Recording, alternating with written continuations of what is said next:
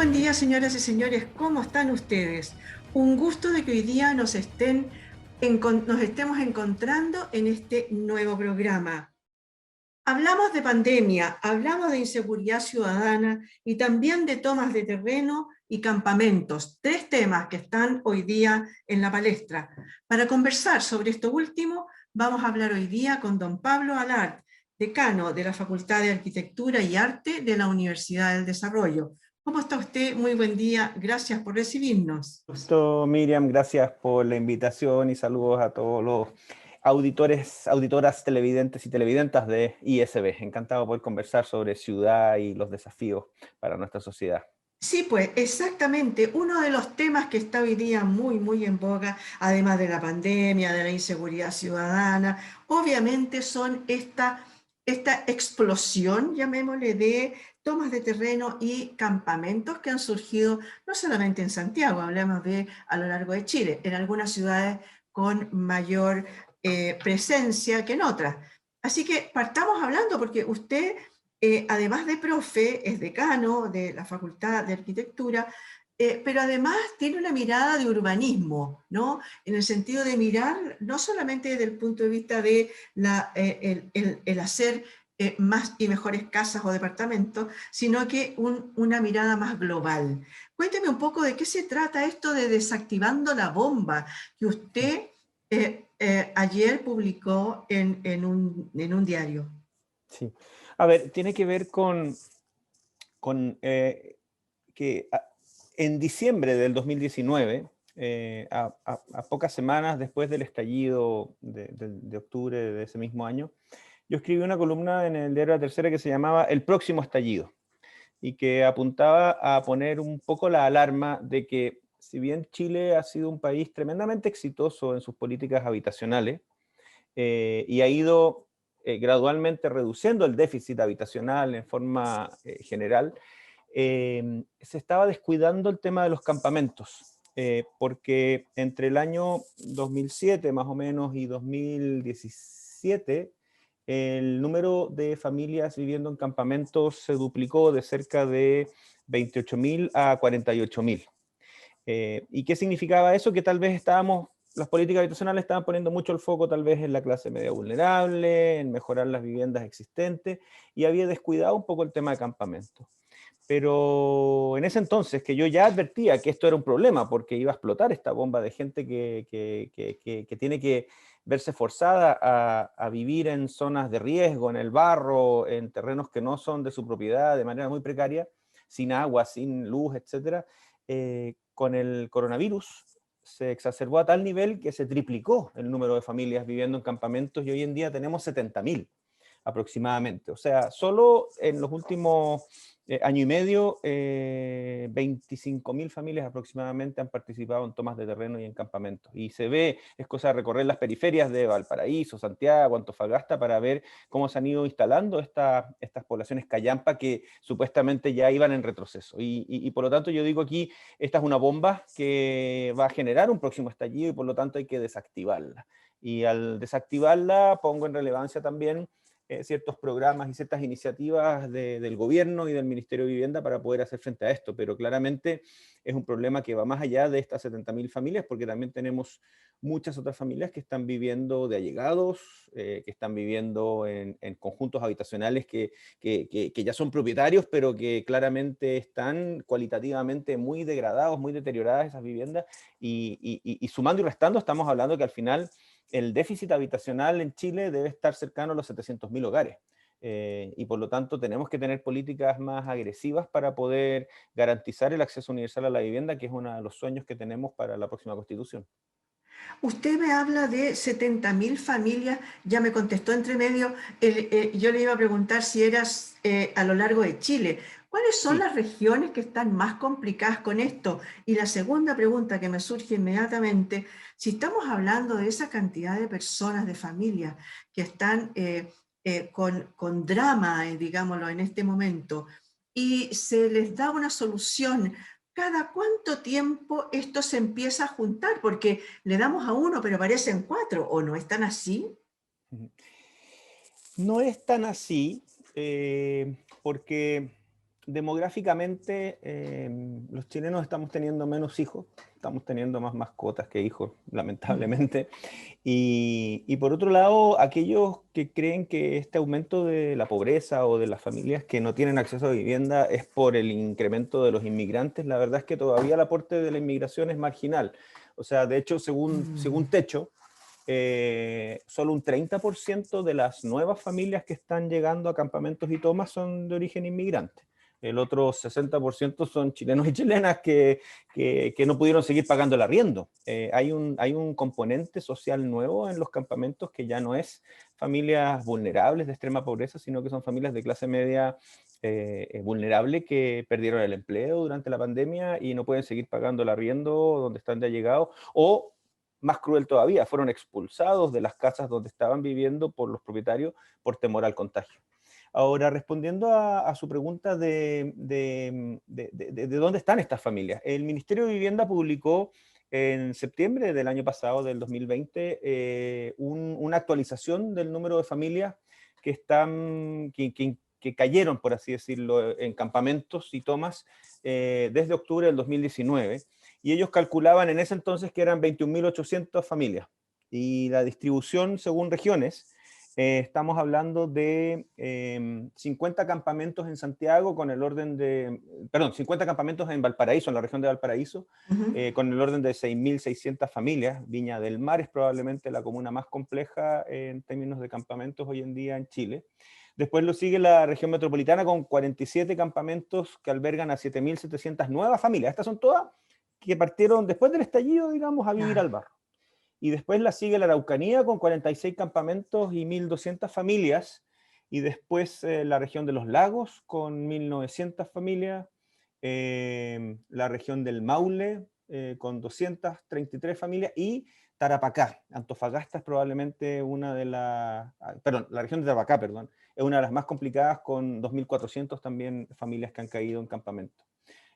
Son hogares en el fondo. Entonces, es bien compleja la situación y tenemos que ver cómo responder a esa urgencia, mientras también nos hacemos cargo de esos miles de familias que no han participado en tomas porque creen en que van a poder recibir subsidio y se han organizado en comités de vivienda y llevan años esperando su solución habitacional permanente. Por lo tanto, es un desafío doble, mantener los programas existentes y que las familias postulen los subsidios y puedan seguir avanzando en la obtención de su vivienda y evitar que se siga ampliando el número de familias viviendo en campamento. A ver, parece ser que el diagnóstico ya está hecho el estudio por todos lados. Ahora, si está la problemática, veamos la solucionática.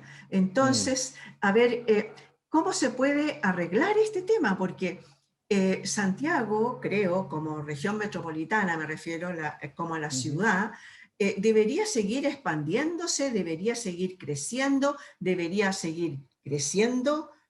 ¿Cuál es la solución para este problema ahora? A ver, yo creo que en tu pregunta hay soluciones y también desafíos. Yo creo que lo primero es entender que la ciudad y particularmente Santiago no puede seguir creciendo de manera, digamos, descontrolada y en expansión, pero también cuando queremos que crezca en altura aparecen los mal llamados guetos verticales, que también son exacerbaciones, digamos, de lo que debiera ser una densificación armónica. Entonces, al final yo creo que hay que buscar un cierto equilibrio y ese equilibrio pasa porque el Estado tenga más herramientas para intervenir en el mercado de suelos. Aquí el principal problema del acceso a la vivienda hoy en Chile es que no hay suelo para construir vivienda de carácter social, ya sea porque es muy caro el metro cuadrado de suelo urbanizable, o porque esos terrenos están muy alejados de las oportunidades y muy alejados de los centros urbanos y por lo tanto empiezan a generar otras dinámicas que hemos pagado, sobre todo con las familias que accedieron a vivienda en los 90 y a comienzos de este siglo, que es la exclusión y la segregación socioespacial. O sea, la familia la sacan del campamento, le entregan una casita, pero esa casita está a 3 horas, 4 horas de su fuente laboral, de los parques, de la educación y la cultura. Entonces, en ese sentido, yo creo que hay que echar toda la carne a la parrilla, por así decirlo, y tratar de ver cómo se incentiva y se generan nuevas políticas de generar suelo para vivienda de bajo costo en zonas bien ubicadas en la ciudad. Y ahí es donde este anuncio que se hizo el viernes 18 de marzo pasado, digamos, hace muy poco, de la creación de este Banco Integrado de Suelos entre el Ministerio de Vivienda y Bienes Nacionales es una muy buena noticia porque el principal propietario de suelos bien ubicados en las ciudades de Chile es el fisco.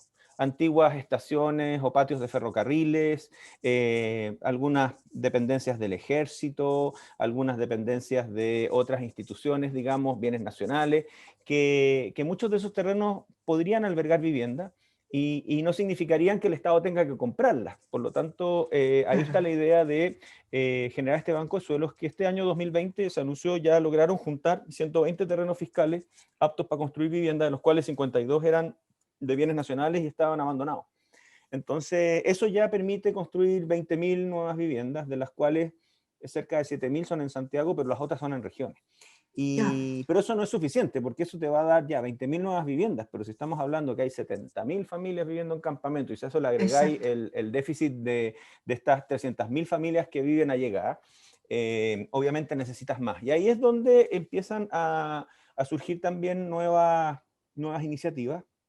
Em, Está el famoso DS-19, que es un subsidio muy proactivo a la oferta. Aquí lo que se hace es, en vez de que las familias se organicen y generen un comité y juntos busquen una empresa gestora que les consiga un terreno, les haga un proyecto, aquí las inmobiliarias desarrollan proyectos, digamos, que entren dentro del rango del subsidio, y esos proyectos que son grandes, que tienen buenas prestaciones, etcétera, quedan inmediatamente a disposición de las familias de subsidio. Ese ha sido muy, muy importante desde el gobierno anterior de la presidenta Bachelet, que se está implementando. Pero así todo hay que seguir inyectando oferta de vivienda, y Chile puede hacerlo. Chile tiene la capacidad a full máquina, por así decirlo, de generar del orden de 100.000 viviendas nuevas al año.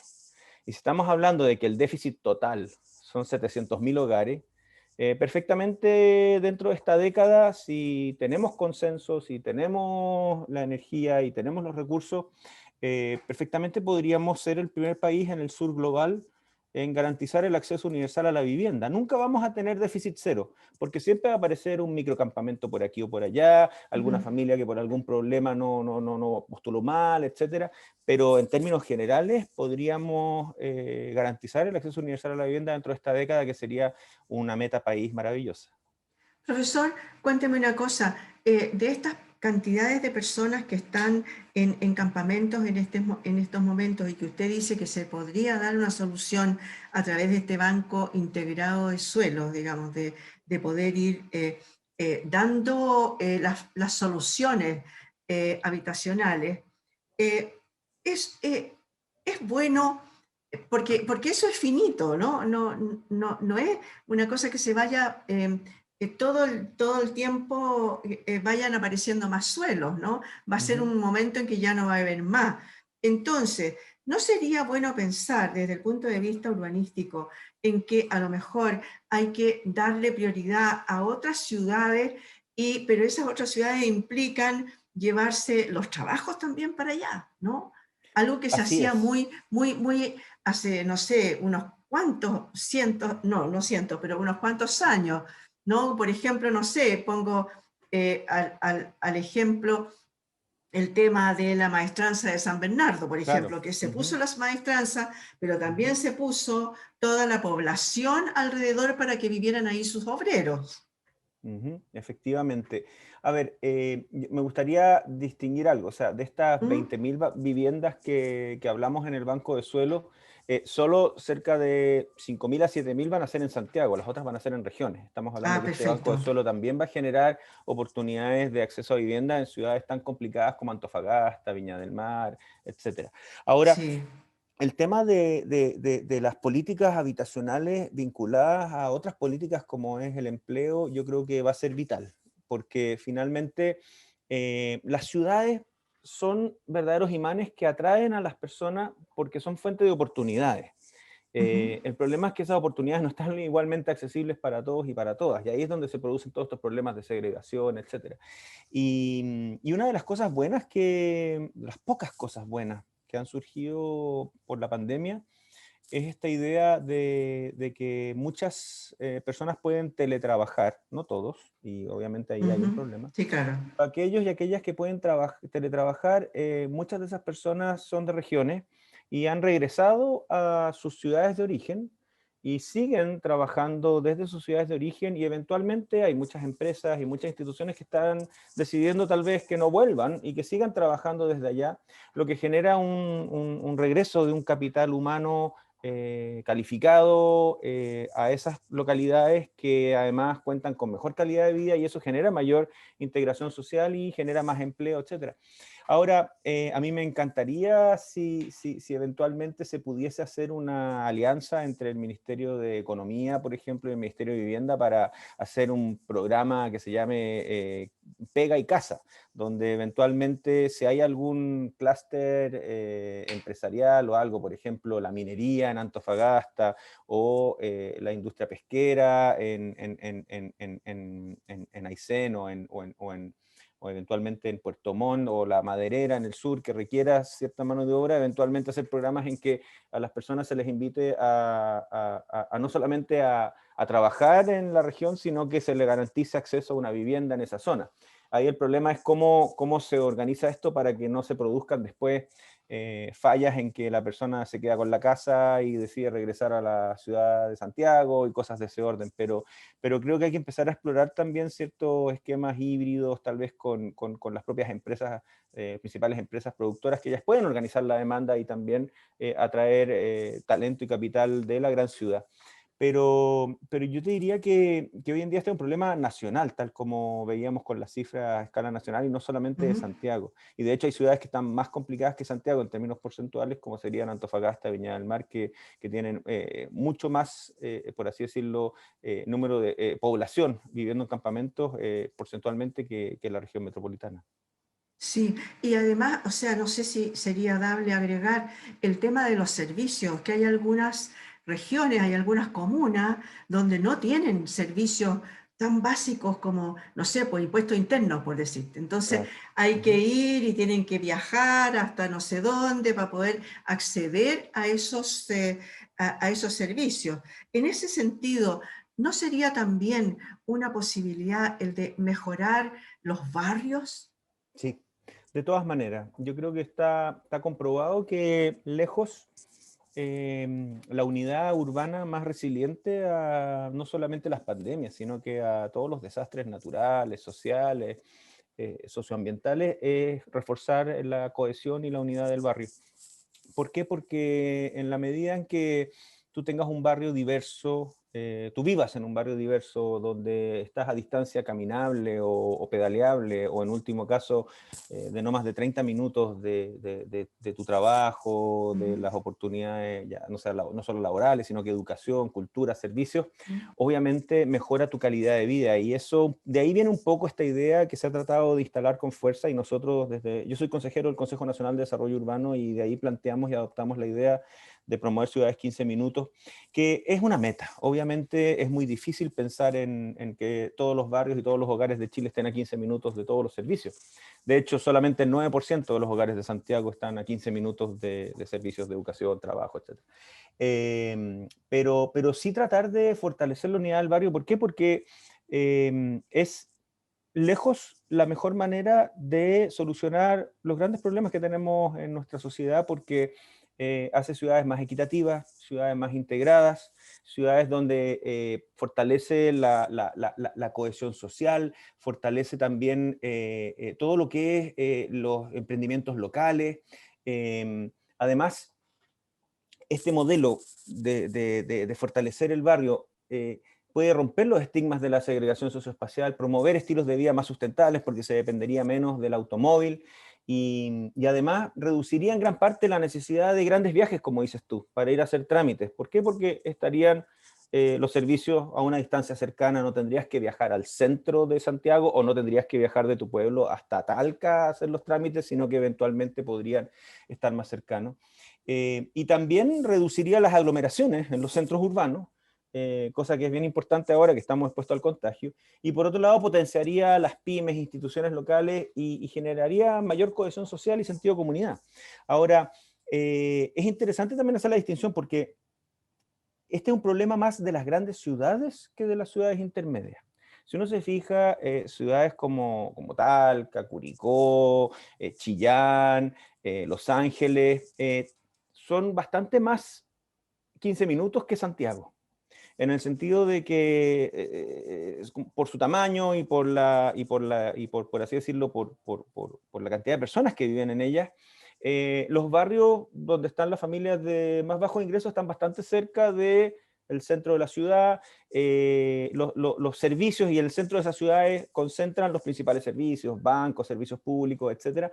Por lo tanto, cuando uno mira indicadores como es el índice de bienestar territorial desarrollado por la Adolfo Ibáñez con la Cámara de la Construcción, o uno revisa el CIEDU, que es un sistema de indicadores del Consejo de Desarrollo, del INE, perdón, con el Ministerio de Vivienda, ve que las ciudades regionales son bastante más integradas y tienen más posibilidades de ser 15 minutos que las grandes ciudades como el Gran Santiago, el Gran Puerto Montt, el Gran Valparaíso, donde ahí ya las distancias son más grandes.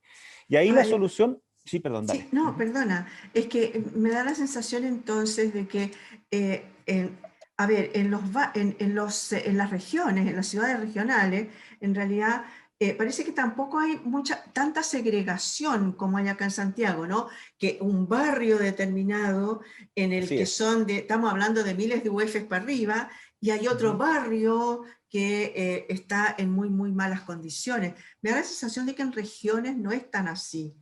Claro, en regiones en lo que es el área urbana, hay mucho Ujú. más mix social entre Sí, las familias que tradicionalmente han vivido en barrios centrales y los nuevos barrios donde hay familias de escasos recursos. Ahora, igual en regiones se da también mucho que las familias de altos recursos se van a vivir a parcelas de agrado, que esas sí quedan más lejos, o estos barrios más encerrados, con portones y con guardias, sí. pero eso es una, eso lamentablemente es una situación que se está dando en muchas de las periferias de todo el mundo. Pero es cierto que las ciudades regionales no solo son más diversas y más mixtas, sino que también tienen mejor calidad de vida. O sea, ¿cuánto envidiamos en Santiago cuando conversamos con colegas nuestros que Mm, viven en ciudades intermedias que todavía pueden ir a almorzar a la casa?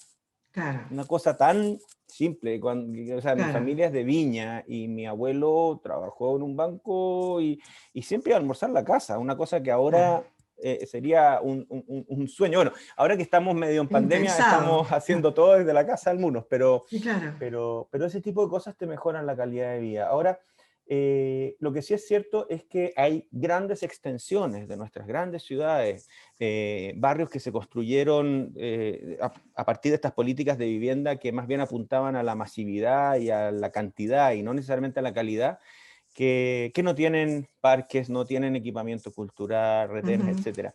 Y ahí claramente tenemos que ver cómo revertir eso, llevando las oportunidades a esas periferias. Si estábamos hablando antes del banco de suelo, que es traer a la gente Ujú. desde las periferias hacia los centros, ahora también tenemos que llevar las oportunidades a la periferia. Y ahí he tenido la suerte de colaborar con un proyecto que se inició en la Intendencia Metropolitana de Santiago y que ahora lo está liderando el MIMBU, que se llama Corazones de Barrio, que apunta precisamente a inyectar equipamiento social, comercial y de servicios en esos barrios que tienen peores índices de acceso a cajeros, servicios Ujú. públicos, etcétera. Hicimos un análisis de todos los terrenos fiscales que habían disponibles en el área metropolitana y lo cruzamos con los barrios más críticos, y de ahí buscamos terrenos aptos y encontramos cerca de 49 terrenos, luego hicimos una lista corta a 9 y desarrollamos 2 proyectos pilotos de estos corazones de barrio que básicamente es como un strip center popular. Es un espacio donde no solamente hay salas para que los grupos de adultos mayores o los grupos de deportistas y el municipio hagan capacitaciones, etcétera, sino que también para que haya un pequeño local comercial, un Servipack, eventualmente, así como en las grandes ciudades está el Work Café del Santander, podría Claro, estar el Pituto Café del Banco Estado, claro. y en la participación ciudadana que hicimos para estos dos pilotos, uno en Padre Hurtado y otro en Pedro Aguirre Cerda, aparecieron cosas insólitas. Una de las cosas que más pedían era un local de comida rápida, de pollo frito, porque en toda la comuna no había un local de comida rápida, por lo tanto no podían pedir estos servicios de Uber Eats o Rappi, estas cosas Claro, que se han popularizado tanto de en la pandemia, delivery, porque, sí, claro, porque aquí pasa una cosa, a muchos nos dicen que pases la cuarentena en tu casa, pero hay personas que no pueden pasarla en sus casas porque viven hacinados, porque no tienen el espacio, por lo menos que la puedan pasar en su barrio. Y yo creo que ahí es donde nuevamente volvemos a la unidad de barrio como a lo que debiera apuntar una sociedad más equitativa desde el punto de vista de la ciudad y de la sostenibilidad y de la integración social. sí, eso como unidad, ¿no? Claro. Pero hablemos Ujú. entonces de un barrio antes que se nos termine el tiempo, porque yo sé que está usted ocupadito. Hablemos de un barrio que lo ha pasado muy mal hace ya un año y medio. ¿Qué hay de este eje Alameda Providencia, Plaza Baquedano? ¿Qué hay de ese proyecto que se iba a hacer no, no me acuerdo cómo se llama ese Sí, proyecto, pero que sí. tengo entendido que ya salió y lo echaron para atrás porque parece que no había plata? Cuénteme un poquito de eso, usted que está Sí. ahí arriba y que lo escuchan, ¿o no? No sé si me escuchan, pero sí me ha tocado ser testigo de muchos de estos temas que usted plantea.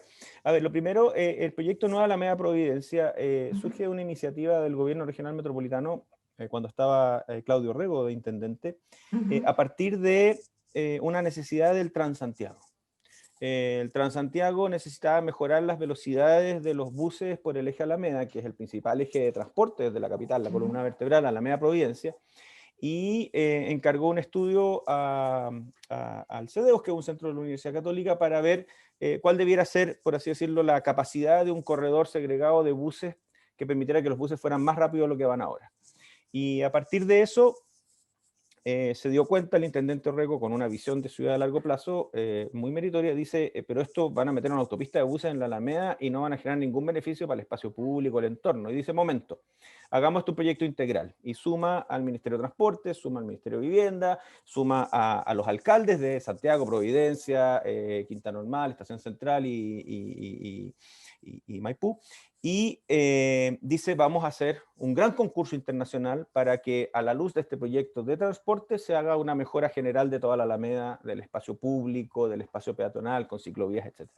Y ese concurso se hace el año 2015, participan más de 30 consorcios internacionales, yo participé y perdí, en buena lid, pero lo gana la oficina de Lion Bosch Martich, que luego de ganar el concurso comienzan a desarrollarlo porque había esta combinación entre ingeniería de transporte para tener estos corredores de buses y además hacer un mejoramiento total de la Alameda. Pero, ¿qué es lo que pasa? Que en el intertanto se anuncia la línea 7 de metro. Y la línea 7 de metro, que es paralela a la Alameda en una parte importante, cambió la demanda y ya no se necesitaba tanto espacio para tantos buses. Entonces, cuando asume el segundo gobierno del presidente Piñera y la intendenta Rubilar recibe la intendencia y empiezan a revisar el proyecto, les llega la información del Ministerio de Transportes que ya no era tan importante tener los buses en la Alameda Ujú. y dice, entonces detengamos esto y revisémoslo. Y ahí mucha gente creyó que votaron el proyecto porque era de Mm, Orrego, que era una cosa política y no sé qué. La verdad es que la intendenta, y esto está todo disponible en la página web de la Corporación Ciudades, invitó a la Corporación Ciudades, que es una fundación sin fines de lucro, a que organizara una mesa de trabajo y se invitó a todos los técnicos, especialistas, alcaldes, a todos los arquitectos a ver y revisar el proyecto Nueva Alameda Providencia para que hicieran recomendaciones.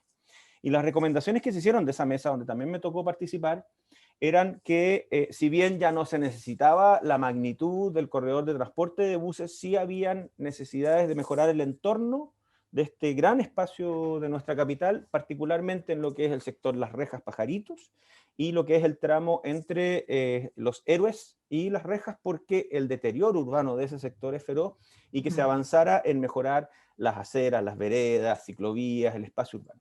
Y también la otra recomendación era que mientras no se resolviera el tema de si era necesario no tener buses, se avanzara también en Plaza Baquedano, donde este grupo de arquitectos habían hecho un proyecto que efectivamente eliminaba la rotonda, movía el memorial al soldado desconocido y al general Baquedano hacia, un poquito más hacia el norte, generaba una gran explanada que reconocía la vocación natural que tiene Plaza Baquedano, Plaza Italia, como una plataforma de expresiones, manifestaciones y conmemoración popular, y además hacía una serie de operaciones que mejoraban el transporte y unían los tres parques que hoy están bastante desconectados, el Parque Bustamante con el Parque Uruguay y el Parque Forestal. Entonces, ¿qué es lo que pasa? Viene el estallido social, obviamente todas estas recomendaciones se guardan en un cajón porque las prioridades son otras, temas de seguridad, temas de reempleo, de apoyar a las familias con las cajas de alimentos, etc. Y comienza esta, yo diría, transformación de un estallido social que tenía legítimas demandas y que han sido canalizadas por la vía democrática, por el plebiscito constituyente, etc. Se empieza a separar las demandas legítimas de grupos violentistas que más bien ya poco tienen que ver con las demandas sociales y que tienen esta lucha simbólica extrañísima por copar la Plaza Baquedano todos los viernes en la tarde, y no solo la Plaza Baquedano, sino que también los principales centros urbanos de nuestras ciudades, con un nivel de violencia, destrucción, que claramente ya bordea en lo antisistémico. O sea, probablemente ya esas personas lo que están buscando son otras cosas.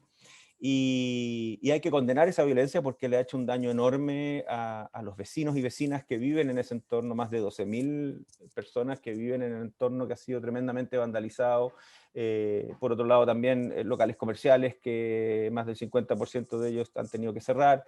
Y el daño en el espacio público en un lugar que la gracia que tenía es que era un gran equiparador social, porque lo bonito del centro de nuestras ciudades es que están disponibles para todos y todas de distintos grupos socioeconómicos, con buen estándar urbano, con buena arborización, etcétera, y aquí estaban más bien destruyendo lo que es el corazón de la ciudad de Santiago. Entonces, mi esperanza es que ahora que se decidió remover el memorial a Baquedano y eventualmente también exhumar y trasladar a un lugar más seguro los restos del soldado desconocido, se aproveche la oportunidad para avanzar en el proyecto de estos arquitectos, que ellos yo sé que han estado dándole vuelta post estallido a cómo ir afinando el proyecto original para que se minimicen los espacios para delinquir y se maximicen los espacios para una conmemoración cívica y una vida cívica como la que queremos, y eventualmente ahí se verá si se le cambia de nombre o no a la plaza. Ellos incluso han pensado un espacio para un memorial de octubre del año 2019 o de la nueva Constitución. O sea, hay espacio todavía para seguir generando nuevas capas históricas sin tener que borrar las anteriores, porque eso es muy bonito. Piensa que Plaza Italia dejó de llamarse Plaza Italia y pasó a llamarse Plaza Baquedano hace 100 años, pero todavía en el inconsciente colectivo seguimos llamando la Plaza Italia. Por lo tanto, pretender llamarla dignidad, yo creo que eventualmente, o otro nombre puede tener, pero siempre va a seguir en el inconsciente colectivo siendo Italia, Baquedano y los nuevos nombres que vengan.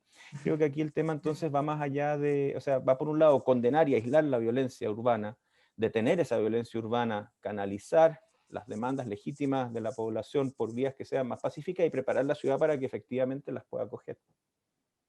Vamos a ver en qué se queda este tira y afloja, ¿no? Y esta intransigencia que hay en cuanto a, no, si debe ser, no, no, debe ser, y ahí estamos, hace cuánto tiempo, y este diálogo del que todos hablamos, ¿no? Me incluyo, todos decimos, no, sí, que lo que hay que hacer es conversar, conversar, conversar, pero ¿y qué sacamos conversar, conversar, conversar si usted no me convence a mí y yo no lo convenzo a usted? Entonces, ¿cómo llegamos ahí a ese ajuste?